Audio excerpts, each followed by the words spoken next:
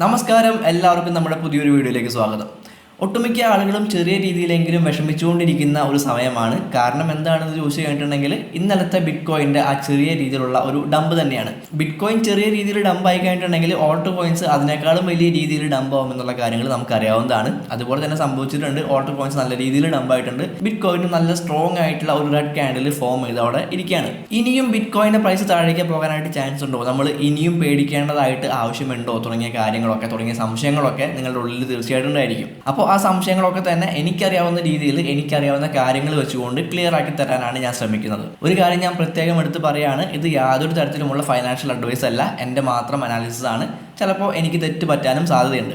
അപ്പോൾ അതുകൊണ്ട് തന്നെ നിങ്ങൾ നിങ്ങളുടേതായിട്ടുള്ള റിസർച്ചും കാര്യങ്ങളും നടത്താതെ ഒരിക്കലും ഒരു ഇൻവെസ്റ്റ്മെൻറ്റ് ഡിസിഷനോ കാര്യങ്ങളോ ഒന്നും തന്നെ നിങ്ങൾ എടുക്കാതിരിക്കുക. അപ്പോൾ അധികം സമയം കളയണ്ട, ഞാൻ വീഡിയോയിൽ കിടക്കാം. Everybody on the top got the same sound. Everything I'm about to drop, make a name now. Yeah, y'all don't really know. നമ്മുടെ ബിറ്റ് കോയിൻ്റെ പ്രൈസ് അനാലിസിസ് വീഡിയോ കണ്ടിട്ടുള്ള ഒരാളാണ് എന്നുണ്ടെങ്കിൽ കൃത്യമായിട്ട് അവർക്ക് അറിയാനായിട്ട് സാധിക്കും. ആ വീഡിയോയിൽ ഞാൻ പറഞ്ഞ പോലെ തന്നെയാണ്, ഞാൻ പറഞ്ഞ അതേ ലെവലിൽ നിന്നാണ് ബിറ്റ് കോയിൻ്റെ പ്രൈസ് ഇപ്പോൾ താഴേക്ക് ഇറങ്ങി ഇപ്പോഴുള്ള ആ ഒരു സപ്പോർട്ട് ഏരിയയിൽ നിൽക്കുന്നത്. ഈ ഒരു ഡൗൺ ട്രെൻഡ് ഫോളോ ചെയ്യുകയാണ് എന്നുണ്ടെങ്കിൽ നമുക്ക് പ്രതീക്ഷിക്കാവുന്ന ഒരു മൂവ്മെൻറ്റ് എന്ന് പറയുന്നത് താഴോട്ടുള്ള മൂവ്മെൻറ്റ് തന്നെയാണ്. അതായത് ഒരു 35K ഒരു മൂവ്മെൻറ്റ് നമുക്ക് ബിറ്റ് കോയിനിൽ ഈ ട്രെൻഡ് വെച്ച് നോക്കുകയാണ് എന്നുണ്ടെങ്കിൽ നമുക്ക് പ്രതീക്ഷിക്കാനായിട്ട് സാധിക്കും. ഓക്കെ, അപ്പോൾ ഇനി എന്താണ് ഇപ്പോഴത്തെ അവസ്ഥ തുടങ്ങിയ കാര്യങ്ങളൊക്കെ നമുക്ക് നോക്കാം. കഴിഞ്ഞ വീഡിയോയിൽ നമ്മൾ പറഞ്ഞിട്ടുള്ള അതേ കാര്യങ്ങളൊക്കെ തന്നെയാണ് മാർക്കറ്റിൽ സംഭവിച്ചുകൊണ്ടിരിക്കുന്നത്. നമ്മൾ പറഞ്ഞിട്ടുള്ള അതേ ലെവൽസ് തന്നെയാണ് സ്ക്രീനിൽ നിങ്ങൾക്ക് കാണാനായിട്ട് പറ്റുന്നത്. ഞാൻ മാറ്റങ്ങളൊന്നും വരുത്തിയിട്ടില്ല. നമ്മൾ കഴിഞ്ഞ വീഡിയോയിൽ പറഞ്ഞ പോലെ തന്നെ ഈ രീതിയിൽ ഒരു lower lows and lower highs create ചെയ്തുകൊണ്ടായിരുന്നു മാർക്കറ്റ് പോയിക്കൊണ്ടിരുന്നത്. ദെൻ ഞാൻ പറഞ്ഞിട്ടുണ്ടായിരുന്നു ഒരു ലോവർ ലോ ക്രിയേറ്റ് ചെയ്യാനായിട്ട് സാധ്യതയുണ്ടെന്ന് പറഞ്ഞിട്ടുണ്ടായിരുന്നു. അതുപോലെ തന്നെ ഇവിടെ ഒരു ലോവർ ലോ ക്രിയേറ്റ് ചെയ്തുകൊണ്ടിരിക്കുകയാണ് പ്രൈസ് ഇപ്പോൾ. കഴിഞ്ഞ ദിവസം ഫെഡുമായിട്ട് ബന്ധപ്പെട്ടിട്ടുള്ള വാർത്തകളൊക്കെ വന്നപ്പോൾ ചെറിയ രീതിയിലുള്ള ഒരു പമ്പ് ഉണ്ടായിരുന്നു. അതാണ് നമുക്കിവിടെ കാണാൻ പറ്റുന്ന ഈ ഒരു ഗ്രീൻ ക്യാൻഡിൽ. എന്നാൽ ഓവറോൾ നോക്കുമ്പോൾ സ്ട്രോങ് ആയിട്ടുള്ള ഒരു ഡൗൺ ട്രെൻഡിലാണ് പ്രൈസ് പോയിക്കൊണ്ടിരുന്നത്. അതുകൊണ്ട് തന്നെ ആ ഒരു ന്യൂസ് കൊണ്ടൊന്നും പ്രൈസിനെ ഒരു ട്രെൻഡ് റിവേഴ്സലിലേക്ക് അല്ലെങ്കിൽ തിരിച്ച് ഒരു അപ് ട്രെൻഡിലേക്ക് കടത്താനായിട്ട് സാധിച്ചിട്ടുണ്ടായിരുന്നില്ല. വീണ്ടും സെല്ലേഴ്സ് അവിടെ ആധിപത്യം നേടിയിരിക്കുകയാണ്. നല്ല രീതിയിൽ തന്നെ പ്രൈസ് ഡൗൺ ആയിട്ടുണ്ട്. ഓൾട്ട് കോയിൻസിലും ഗംഭീരമായിട്ടുള്ള ഒരു ഡൗണൊക്കെ നമുക്ക് കാണാനായിട്ട് പറ്റുന്നുണ്ട്. അപ്പോൾ ഇനി ഏതൊക്കെ രീതിയിലാണ് ബിറ്റ് കോയിൻ്റെ പ്രൈസ് പോകാനായിട്ട് സാധ്യതകളുള്ളത് എന്നുള്ള കാര്യങ്ങളൊക്കെയാണ് നമ്മൾ ഇനി നോക്കാനായിട്ട് പോകുന്നത്. അപ്പോൾ നമ്മൾ മുൻപ് കുറച്ച് വീഡിയോകളിൽ നമ്മളൊരു പാരലൽ ചാനലും കാര്യങ്ങളൊക്കെ വരച്ചിട്ടുണ്ടായിരുന്നു. ഈ രീതിയിലുള്ള ഒരു പാരലൽ ചാനൽ നമ്മൾ വരച്ചിട്ടുണ്ടായിരുന്നു.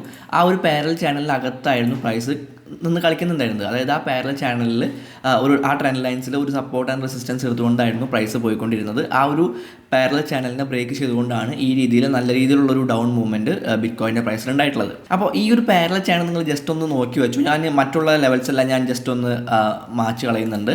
നമുക്ക് ആ പാരലൽ ചാനൽ മാത്രമായിട്ട് നമുക്ക് ജസ്റ്റ് നോക്കാം. ഓക്കെ, ഈ ഒരു പാറ്റേൺ നമുക്കൊരു ഹയർ ടൈം ഫ്രെയിംസിലും ഇതേ സെയിം പാറ്റേൺ നമുക്ക് കാണാനായിട്ട് പറ്റുന്നുണ്ട്. ഞാൻ ജസ്റ്റ് ഈ ചാർട്ട് ഞാൻ റീപ്ലേ ചെയ്ത് കാണിച്ചു തരാം. ഇവിടെ മുതലുള്ള ചാർട്ട് നോക്കുകയാണ് എന്നുണ്ടെങ്കിൽ ഇവിടെ മുതലുള്ള ചാർട്ട് നിങ്ങൾ നോക്കുക. ഇവിടെ മുതൽ എങ്ങനെയാണ് പ്രൈസിന് ഒരു മൂവ്മെൻറ്റ് സംഭവിച്ചിട്ടുള്ളത് എന്നുള്ള കാര്യങ്ങൾ നിങ്ങൾ നോക്കാം. ഞാനിവിടെ പ്ലേ ചെയ്ത് കാണിക്കുന്നുണ്ട്. പ്രൈസ് ഈ രീതിയിൽ ഈ ഒരു പാരലൽ ചാനലിൻ്റെ അടുത്ത് നിന്ന് നല്ല രീതിയിൽ ഡൗൺ ആവുകയാണ് ഈ ഡെയിലി ടൈം ഫ്രെയിമിൽ സംഭവിച്ചിട്ടുള്ളത്. ഓക്കെ, ഞാൻ പുതിയ ഒരു ടാബ് ഓപ്പൺ ചെയ്യുന്നുണ്ട്.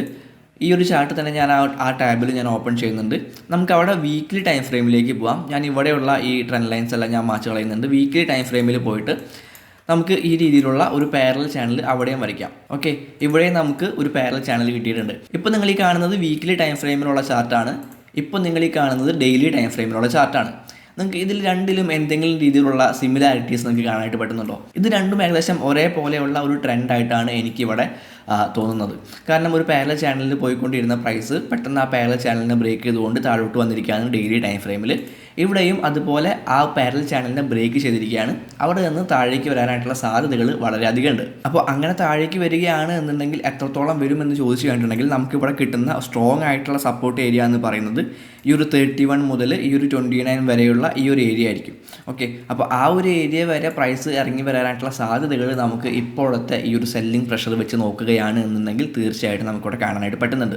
വീണ്ടും നമുക്ക് ഡെയിലി ടൈം ഫ്രെയിമിലേക്ക് തന്നെ വരാം. നമ്മൾ മാച്ച് കളഞ്ഞിട്ടുള്ള ആ ലെവൽസ് എല്ലാം ഞാനൊന്ന് ഇവിടെ വരയ്ക്കുന്നുണ്ട്. ഓക്കെ, വീക്ക്ലി ടൈം ഫ്രെയിമിലേക്ക് പോയിട്ട് തന്നെ നമുക്ക് വരയ്ക്കാം. ഇത്ര ലെവലിൽ നമ്മൾ വരച്ചിട്ടുണ്ട്. അപ്പോൾ ഇവിടെ നമുക്ക് കാണാൻ പറ്റുന്നത് ഇപ്പോൾ പ്രൈസ് നിൽക്കുന്നത് ഒരു സപ്പോർട്ട് ഏരിയയിലാണ് നമുക്ക് കാണാനായിട്ട് പറ്റുന്നുണ്ട്. പക്ഷേ അതോടൊപ്പം തന്നെ അതൊരു ലോവർ ലോ ആണ് എന്നുള്ള കാര്യവും നമ്മൾ ഓർമ്മയിൽ വെക്കേണ്ടതുണ്ട്. ഈ രീതിയിൽ കൃത്യമായിട്ടൊരു lower low, lower high, lower low, lower high, lower low. ഇനി അടുത്തതായിട്ടൊരു ലോവർ ഹൈ ഇവിടെ ക്രിയേറ്റ് ചെയ്യുകയാണ് എന്നുണ്ടെങ്കിൽ, അതായത് കൃത്യമായിട്ട് പറയുകയാണ് എന്നുണ്ടെങ്കിൽ ഈ ഒരു ഏരിയ എന്ന് പറഞ്ഞു കഴിഞ്ഞിട്ടുണ്ടെങ്കിൽ അത്യാവശ്യം നല്ല രീതിയിലുള്ള ഒരു റിജക്ഷൻ ഏരിയ ആയിട്ട് നമുക്ക് വേണമെങ്കിൽ എടുക്കാനായിട്ട് പറ്റുന്ന ഒരു ഏരിയ ആണ്. അതായത് ഈ ഒരു 37 മുതൽ 32K വരെയുള്ള ഈ ഒരു ഏരിയ എന്ന് പറഞ്ഞു കഴിഞ്ഞിട്ടുണ്ടെങ്കിൽ അത്യാവശ്യം നല്ല രീതിയിലുള്ള ഒരു റിജക്ഷൻ ഏരിയ ആണ്. ഇവിടെ നിന്ന് നല്ല രീതിയിലുള്ള റിജക്ഷൻസ് പ്രൈസിൽ സംഭവിച്ചിട്ടുള്ള നമുക്ക് കാണാനായിട്ട് പറ്റുന്നുണ്ട്. അപ്പോൾ അതുകൊണ്ട് തന്നെ ഈ രീതിയിലൊരു lower lows and lower highs create ചെയ്തുകൊണ്ട് വരുന്ന പ്രൈസ് ഈ ഒരു ട്രെൻഡിൽ തന്നെ കണ്ടിന്യൂ ചെയ്ത് പോവുകയാണ് എന്നുണ്ടെങ്കിൽ നമുക്ക് ഈ ഒരു ഏരിയയിൽ നിന്ന് ഈ ഒരു 37-38K എന്ന് പറയുന്ന ഈ ഒരു ഏരിയയിൽ നിന്ന് വീണ്ടും താഴേക്കുള്ള ഒരു മൂവ്മെൻറ്റ് നമുക്ക് പ്രതീക്ഷിക്കാവുന്നതാണ്. അങ്ങനെ സംഭവിക്കുകയാണ് എന്നുണ്ടെങ്കിൽ ഈ ഒരു നമ്മൾ നേരത്തെ പറഞ്ഞിട്ടുള്ള ആ സ്ട്രോങ് ആയിട്ടുള്ള വീക്കിലി ടൈം ഫ്രെയിമിൽ നമ്മൾ കണ്ട സ്ട്രോങ് ആയിട്ടുള്ള ആ ഒരു 30K എന്ന് പറയുന്ന അല്ലെങ്കിൽ 31-30K എന്ന് പറയുന്ന ആ ഒരു പ്രൈസ് ഏരിയയിലേക്ക് ബിറ്റ്കോയിൻ്റെ പ്രൈസ് ഇറങ്ങി വരാനായിട്ടുള്ള സാധ്യത നമുക്കിവിടെ കാണാനായിട്ട് പറ്റുന്നുണ്ട്. ഓക്കെ, അപ്പോൾ ബിറ്റ്കോയിൻ എപ്പോഴാണ് ഒരു ട്രെൻഡ് റിവേഴ്സൽ നമുക്ക് പ്രതീക്ഷിക്കാനായിട്ട് സാധിക്കുക എന്ന് ചോദിച്ചു കഴിഞ്ഞിട്ടുണ്ടെങ്കിൽ നിങ്ങൾ നമ്മുടെ മുൻപത്തെ വീഡിയോ നമ്മൾ മുൻപ് നടത്തിയിട്ടുള്ള ഈ ഒരു ബിറ്റ്കോയിൻ്റെ മാർക്കറ്റ് അനാലിസിസ് വീഡിയോ കാണുകയാണെന്നുണ്ടെങ്കിൽ നമ്മളതിൽ കൃത്യമായിട്ട് പറഞ്ഞിട്ടുണ്ടായിരുന്നു. ഒരു ഹെഡ് ആൻഡ് ഷോൾഡേഴ്സ് പാറ്റേണിൻ്റെ കാര്യമൊക്കെ നമ്മൾ പറഞ്ഞിട്ടുണ്ടായിരുന്നു. അപ്പോൾ ആ രീതിയിലുള്ള ഒരു പ്രൈസ് മൂവ്മെൻറ്റ്, ഒരു പ്രൈസ് ആക്ഷൻ അവിടെ സംഭവിച്ചു കഴിഞ്ഞാൽ മാത്രമേ നമുക്കൊരു ബുള്ളിഷ് ആയിട്ടുള്ള ഒരു ട്രെൻഡിലേക്ക് ബിറ്റ്കോയിൻ കടന്നു കഴിഞ്ഞു എന്ന് നമുക്ക് പറയാനായിട്ട് പറ്റുള്ളൂ. അത് സംഭവിക്കാത്തിടത്തോളം കാലം ബെയറിഷ് തന്നെയാണ്. നമ്മൾ നല്ല രീതിയിൽ നോക്കിയും കണ്ടൊക്കെ ട്രേഡ് എടുക്കേണ്ടത് അത്യാവശ്യമായിട്ടുണ്ട്. കൃത്യമായിട്ടുള്ള സ്റ്റോപ്പ് ലോസും കാര്യങ്ങളും വെച്ചുകൊണ്ട് തന്നെ ട്രേഡ് എടുക്കുക. പരമാവധി സ്വിംഗ് ട്രേഡേഴ്സ് ലോങ് പൊസിഷൻസ് എടുക്കുന്നത് ഒഴിവാക്കുന്നത് നന്നായിരിക്കും. ഡേ ട്രേഡേഴ്സ് ആയാലും സ്കാൽപ്പേഴ്സ് ആയാലും അവർക്ക് ഒരുപാട് ലോങ് ആൻഡ് ഷോർട്ട് ഓപ്പർച്യൂണിറ്റീസ് തീർച്ചയായിട്ടും ഉണ്ടാവുന്നതായിരിക്കും. അപ്പോൾ അതിനനുസരിച്ച് മാത്രം ട്രേഡ് ചെയ്യാനായിട്ട് ശ്രമിക്കുക. അപ്പോൾ ഞാൻ ഏറ്റവും ആദ്യം പറഞ്ഞ പോലെ തന്നെ യാതൊരു തരത്തിലുമുള്ള ഫൈനാൻഷ്യൽ അഡ്വൈസായിട്ട് ഈ ഒരു വീഡിയോ എടുക്കാതിരിക്കുക. നിങ്ങൾ നിങ്ങളുടേതായിട്ടുള്ള റിസർച്ചും അനാലിസിസും ഒക്കെ നടത്തുമ്പോൾ അതിനെന്തെങ്കിലും രീതിയിലുള്ള ഹെൽപ്പ് ഈ ഒരു വീഡിയോയിൽ നിന്ന് കിട്ടുന്നുണ്ടെങ്കിൽ അത് മാത്രം എടുത്താൽ മതി.